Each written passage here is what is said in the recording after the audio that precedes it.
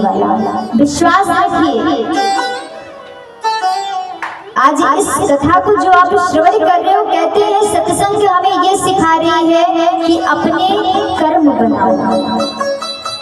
जो आपके कर्म है, पुनर्जन्म में आपने जो भी बुरा कर्म किया है उसी का परिणाम है जो भुगत रहे हो। और अब वो कर्म जो बिगड़ा था, अगर आगे के कर्म आपके सुंदर होंगे तो पुनर्जन्म फिर आपको मिलेगा।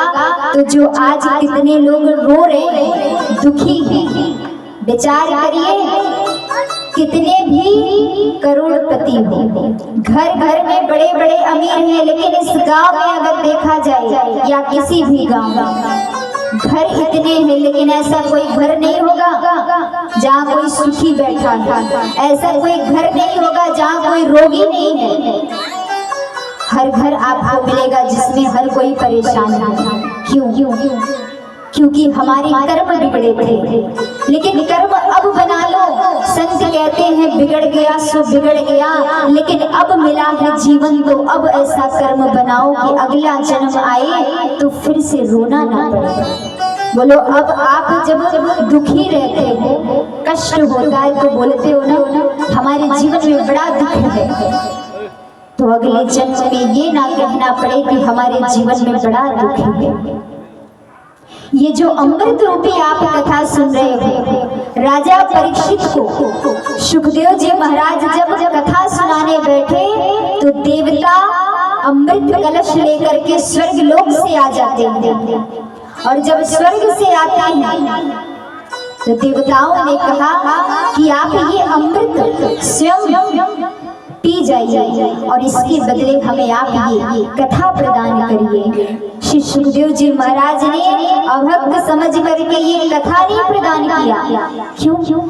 सुखदेव जी महाराज ने कहा ये कांच से भरा पात्र में ये अमृत कलश कांच के समान, और कहा ये अमृत रूपी श्रीमद् भागवत की कथा, इस अमृत रूपी श्रीमद् भागवत की तुलना ये अमृत भी नहीं कर सकता। इसलिए ये जो कथा अमृत रूपी आपको मिल रही है, इसकी तुलना किसी चीज से नहीं की जा सकती है। और जो अमृत रूपी कथा मिल रहा है तो इसे हमें छोड़ना भी नहीं चाहिए। कहते हैं कि सत्संग जहाँ मिल जाए, अगर कानों में पड़ जाए तो हमें उसी स्थान पर रुक जाना चाहिए, बैठ जाना चाहिए। और आपका भाग्य कितना सुंदर है। पहले के समय में दूर दूर कहीं सत्संग होता था तो लोग संतों की वाणी सुनने के लिए दूर दूर तक जाते थे। तो संतों ने विचार किया कि ये कथा सबको आसानी से नहीं मिल पा रही है, ऐसा क्या किया जाए कि आसानी से ये कथा भी सबको मिल जाए। और अब देखिए भाग्य कितना सुंदर है कि गांव गांव में आकर के शहर शहर में संत स्वयं चलकर आपको परमात्मा की ये कथा सुना रहे हैं। और अगर तब भी आप ये कथा ना श्रवण करो तो ये आपका सिर्फ और सिर्फ दुर्भाग्य है, इससे बढ़कर कुछ भी नहीं है।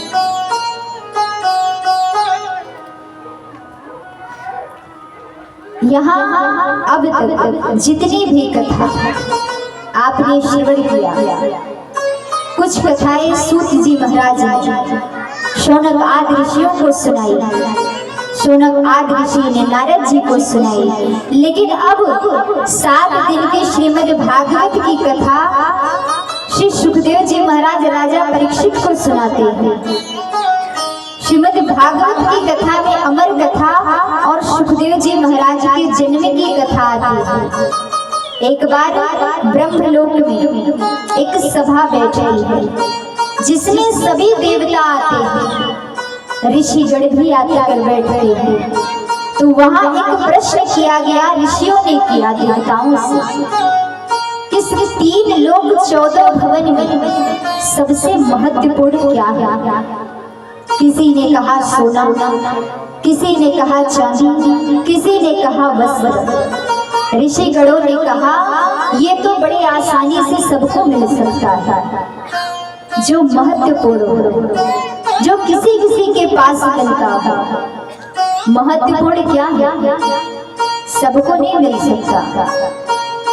सबने विचार किया, कहा आप ही बता दो। उस सभा में नारद जी भी बैठे हुए थे। ऋषि गणों ने कहा सबसे महत्वपूर्ण अगर कुछ है तो वो है प्रेम।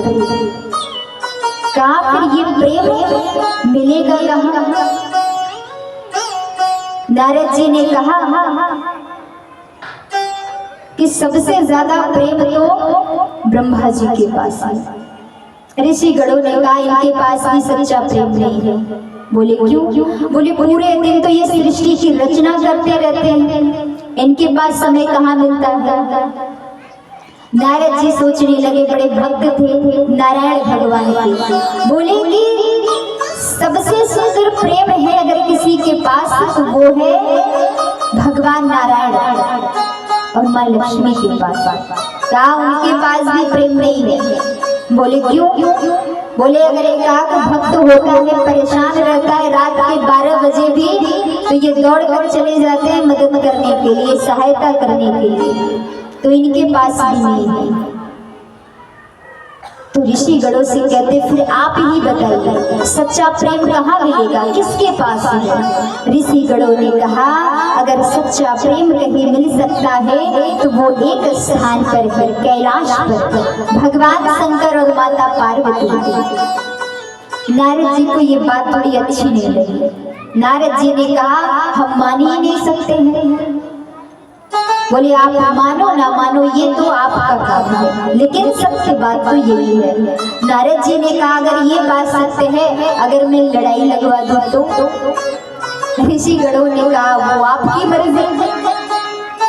अब नारद जी सोच लिए हैं, कैलाश की ओर जाने लगे। विचार करिए ये जो एक नारद जी जा रहे हैं जिनकी कथा आप सुन रहे हो, कलयुग में भी नारद और कलयुग में नारद ही नहीं नारदी भी है। लेकिन ये जो कलयुग के नारद और नारदी है, ये अगर किसी के घर चले जाए ना तो ये वाले नारद जी तो काम बिगाड़ते हैं, बना भी देते, लेकिन कलयुग वाले जो नारद है और नारदी, नारदी कौन है? स्त्रियां। तो ये अगर काम बिगाड़ दे तो फिर बनने वाला नहीं है, ये पूरे महाभारत करवा देती है। अच्छा यहाँ तो कोई ऐसा नहीं है ना? सुर हिला रही है कि यहाँ भी है। अरे फंस जाओगे, मत बोलो। यहाँ नारद जी कैलाश पर आते हैं। यहाँ भगवान भोलेनाथ आज नहीं है। माता पार्वती बाहर निकलती है। माता पार्वती ने देखा रे पुत्र बड़े दिनों के बाद आए हैं। कहा मैया बाबा कहीं दिखाई नहीं दे रहे हैं, कहीं गए हैं क्या? माता पार्वती ने कहा हाँ एक भक्त उन्हें याद कर रहे थे तो चले गए, अभी आते ही होंगे। नारद जी को लगा काम तो बन जाएगा।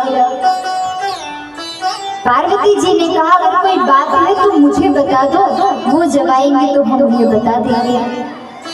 नारद जी ने कहा बात तो थी, बड़ी खास बात थी जो उन्हीं से करनी थी। पार्वती जी ने कहा तो क्या हुआ, हम उनकी पत्नी हैं, आप हमें बता दो, हम उन्हें बता देंगे। नारद जी ने कहा कुछ ऐसी बातें होती हैं जो सिर्फ पुरुषों से बताई जाती हैं, स्त्रियों से हर बात नहीं बताई जाती। तो पार्वती जी ने कहा कि वो हमसे तो कोई बात छुपाते ही नहीं है। नारद जी ने कहा अच्छा आपसे कोई बात बाबा नहीं छुपाते? बोले नहीं।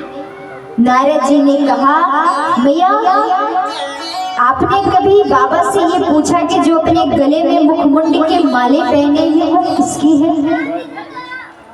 जैसे ये बात सुनते पार्वती जी ने कहा आज तक मुझे तो नहीं पता।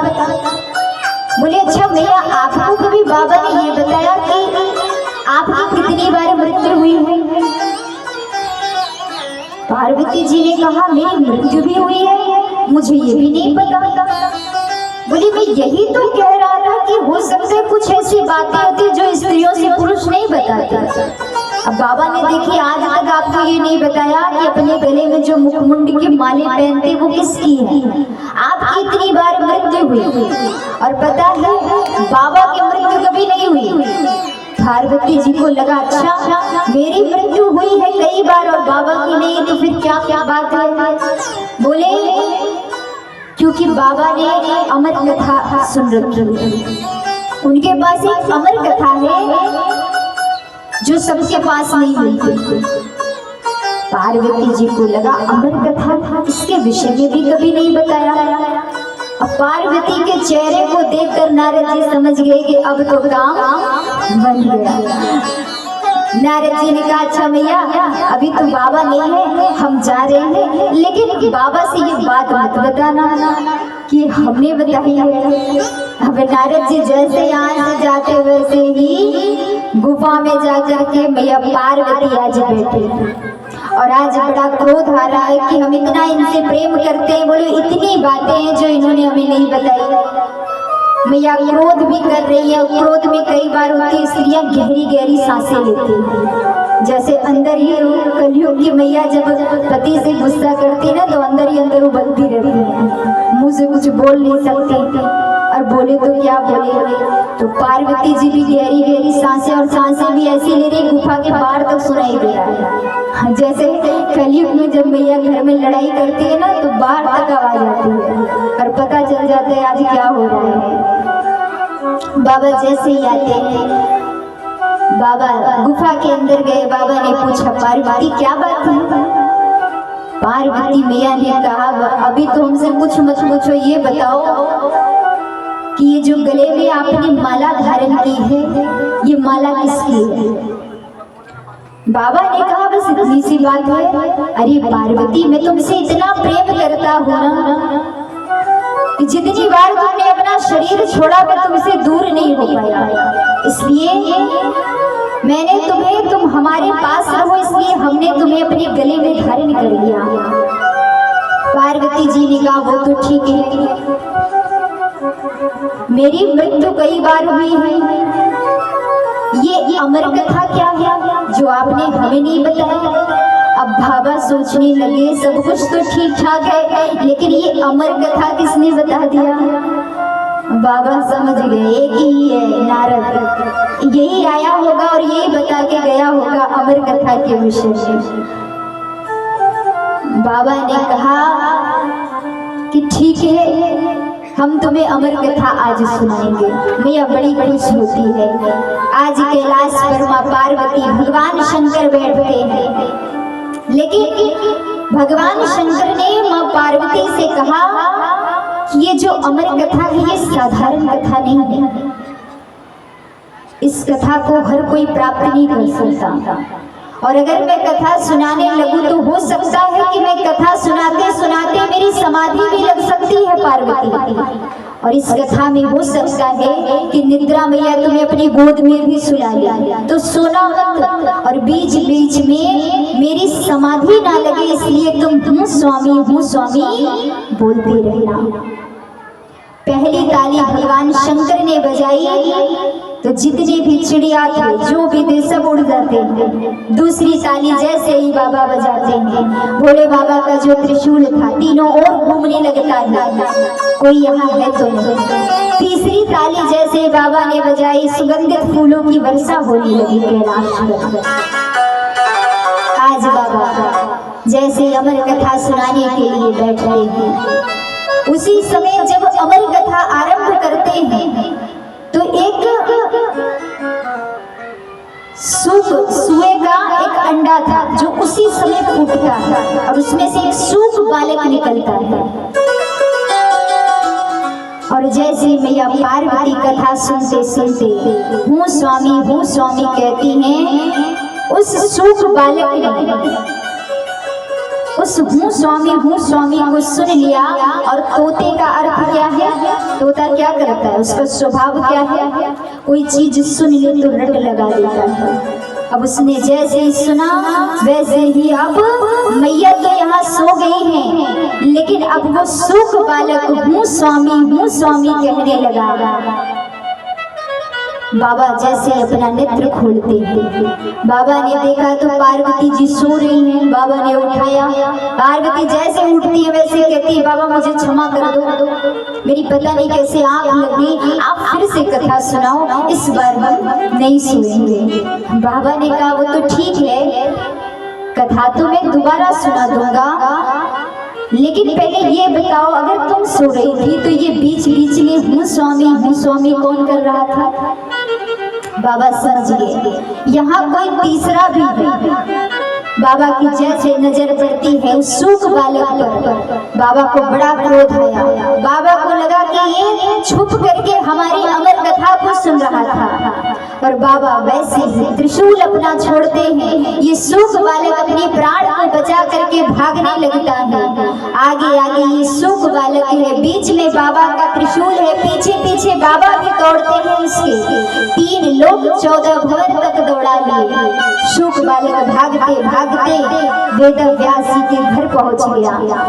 उस समय वेद व्यास जी की पत्नी अरुणा जो सो रही थी, और कई बार होता है कोई जब सोता रहता है तो उसका मुख खुला होता है, वो सूख बालक जैसे ही दौड़ता है, वेद व्यास जी की पत्नी का मुख खुला हुआ था, मुख के द्वार से वो गर्भ में प्रवेश कर जाता है। और जब गर्भ में प्रवेश कर गया तो यहाँ जब बाबा आते हैं तो आज वेद व्यास जी के घर पहुँचते हैं। वेद व्यास जी ने देखा बाबा आए।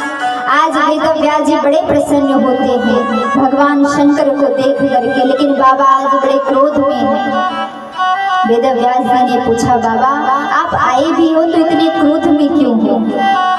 बाबा ने कहा आपके घर में एक चोर घुस गया है और उसी के पीछे मैं आया हूँ। अब वेद व्यास जी हंसने लगे। वेद व्यास जी को लगा चोर, और वो भी बाबा के घर से चोरी करके आया है। अरे इनके घर पे क्या मिलेगा? भांग धतूरा बेलपत्र छोड़कर बाबा के यहाँ क्या ऐसा है जो कोई चोर इनके यहाँ चोरी करने जाएगा? वेद व्यास जी मुस्कुराने लगे, बोले बाबा आपका नाम भोले है तो सच में आप बड़े भोले हो। भोले बाबा ने कहा वो तो मैं नहीं जानता, लेकिन हाँ जो चोर घुसा है उसको बाहर निकालो, आज मैं उसे मृत्यु दंड दूंगा। उसने हमारी अमर कथा को चुराई है। वेद व्यास जी ने फिर से सुनकर हंसने लगे। वेद व्यास जी ने कहा अमर कथा, कहा बाबा अमर कथा अगर सुन ली है, अगर आप उसे मृत्यु दंड दोगे तो कहते हैं मान लिया कि आप देवों के देव महादेव हो, आप सर्वशक्तिमान हो, मान भी लिया कि आप उसे मृत्यु दंड दे भी सकते हो, लेकिन अगर आपने उसे मार दिया तो आपकी अमर कथा मिथ्या हो जाएगी, झूठी हो जाएगी। और अगर मान भी लिया कि उसने अमर कथा सुन लिया है तो अब तक तो वो अमर हो गया, अब तो आप उसे मार भी नहीं सकते हो।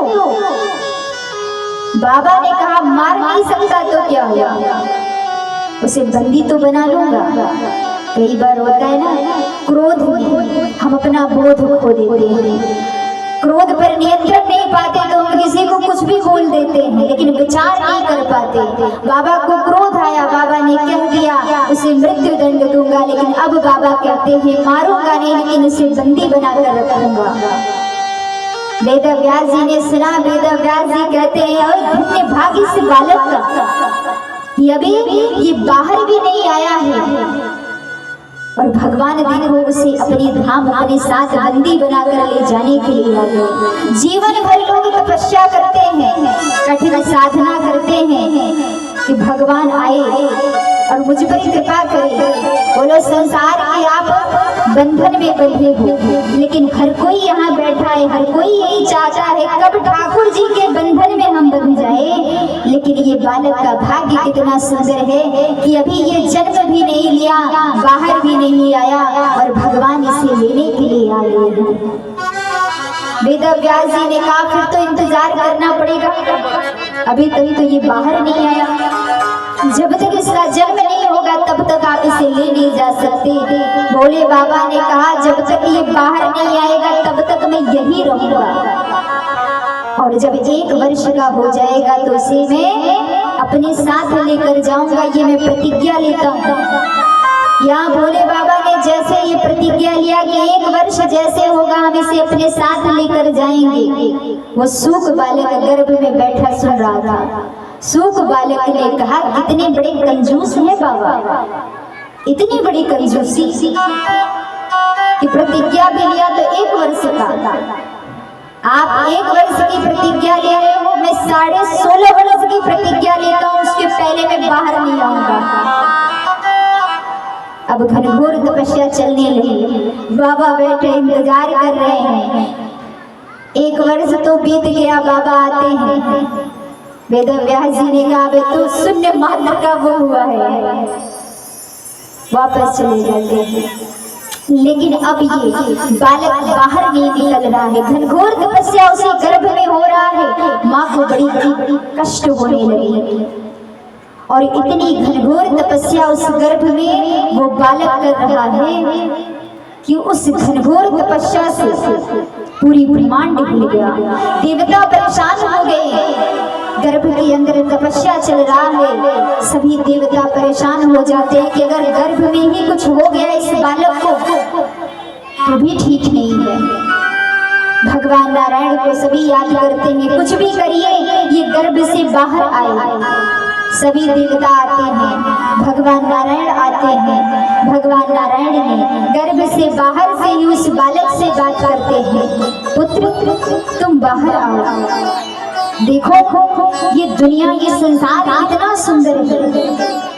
अंदर से आवाज आती है ये संसार इतना सुंदर है इसीलिए तुम्हें बाहर नहीं आ रहा।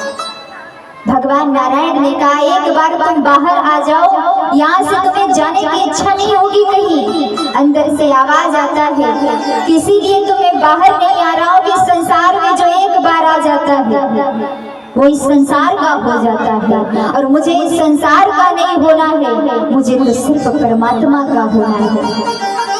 भगवान नारायण ने कहा तुम्हारी माँ को कितना कष्ट हो रहा है, कितनी पीड़ा हो रही है। अंदर से उस बालक ने कहा 1 ही शर्त पर मैं बाहर आऊंगा। भगवान ने कहा कौन सी शर्त है? कहा अपनी माया को अगर आप रोक लोगे तो मैं बाहर आऊंगा।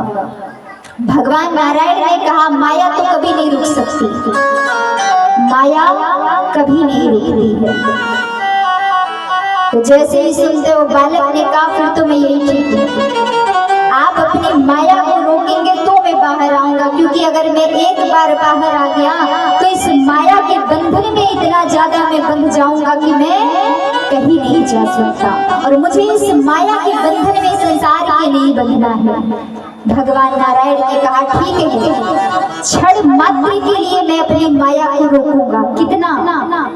जितनी की आपकी पलकें गिरे और उठे भी ना, बस इतना, उससे ज्यादा नहीं।